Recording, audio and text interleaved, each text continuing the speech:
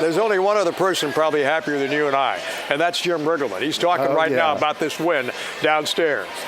Yeah, well, I mean, I can't even remember all the at-bats. There were so many good at-bats. Just got a couple breaks, as you mentioned, a couple hits that weren't really squared up that well, but, a couple big ones, Espinosa, Ramos, Worth. Great at bat by Nix to, see about 12 pitches there and draw the walk. I know I'm missing bats, of course, Zim's double. So there was a lot of great at bats, and the bullpen did a great job also. You've been saying for a while, you'd rather keep getting them out there even if you weren't bringing them in. Do you feel like they maybe broke through a little bit with that tonight? Well, like I said, we got a couple breaks. We get one off the plate that goes over Pujols' head. You don't see that too often. It was some just really timely at bats. Period. We in San Diego, we had some great at bats, hit balls right at people in those situations. Tonight we got a couple breaks, as I said, and it's just. It speaks to just keep playing. You're down by several runs, you keep playing. You never know what happens, and everybody kept playing, and it fell through for us. Jim, how did Ryan look tonight, batting, throwing, just overall? He looked fine.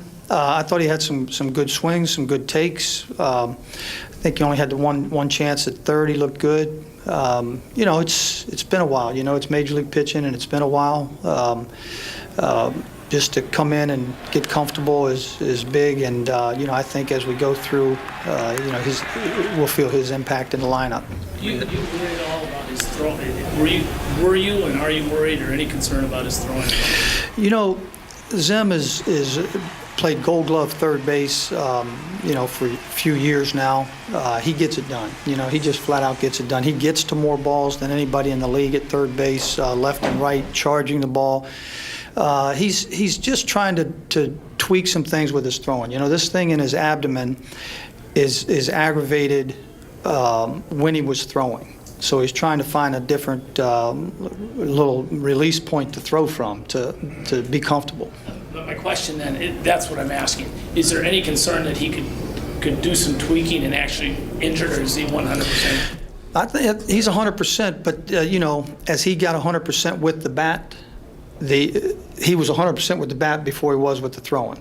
So once he got 100% with the throwing, we activated him, and that's why we're trying to get him out of some things that he was doing earlier. Jeff Garber, infield instructor, is up here working with him and trying to get him a little different technique that will allow him to not get in a position where it does hurt. And so far, that's been the case. It's been better. You know, getting lost in the comeback tonight was the job that Ryan Matthews did in you and hitting the third.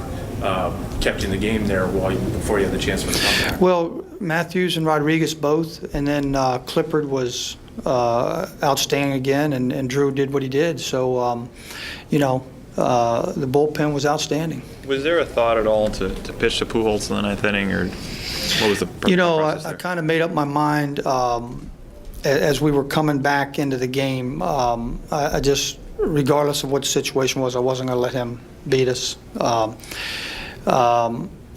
that doesn't necessarily work. Berkman's a great player. He's a great hitter, but we were going to play so deep on him that a double was not going to score Pujols unless it was just freakish. So we were going to allow us to get the ball back in the infield if he hit as much as a double, so that Pujols wouldn't score, and that was the plan.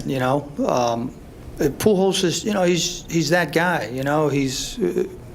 It's what you had to do to Bonds years ago, and Albert's done it to us. He's done it to other clubs, and I just wouldn't have slept good tonight if he homered there. And I know Drew wanted to pitch to him, but I just didn't want that to happen tonight. Jim, Lance Nix's bases loaded walk, go back to the 6 runs. I mean, what a masterful at-bat that was to battle through that and get that walk to get the lead run. That was a great at-bat, and Mott was, he was firing. I got to give Yadier Molina and Mott a lot of credit. After about 7 or 8 straight fastballs, he threw something other than a fastball, a cutter or slider, whatever it was, and that took a lot of guts, and that's the one that broke his bat down the right field line. Nix did a great job in even putting a bat on it, because after you've seen 7 or 8 98-mile-an-hour fastballs, you're locked into that. So he at least fouled it off, and that allowed him to get another pitch or two and draw the walk. Jim, the 6-run inning, though, you tweaked the lineup a little bit, going back to San Diego, hitting the pitcher 8th, hit him 8th tonight.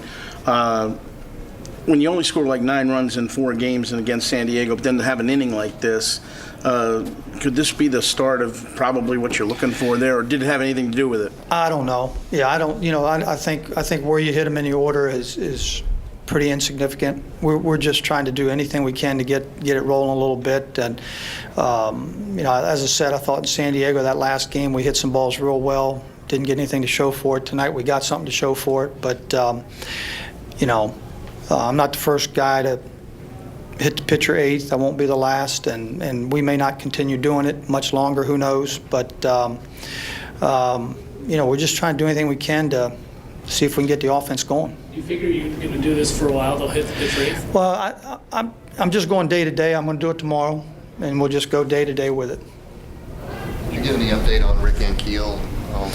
Just that that first play of the game, or first inning, when he caught this ball in center field, I don't know, he just did something odd, and he came in, tried to swing the bat a little bit, and said it's really aggravated, and he just didn't feel that he could let it go with the bat. If he did, he felt he would really injure it. So it's pretty much day to day. I won't play him tomorrow, but we'll see from there.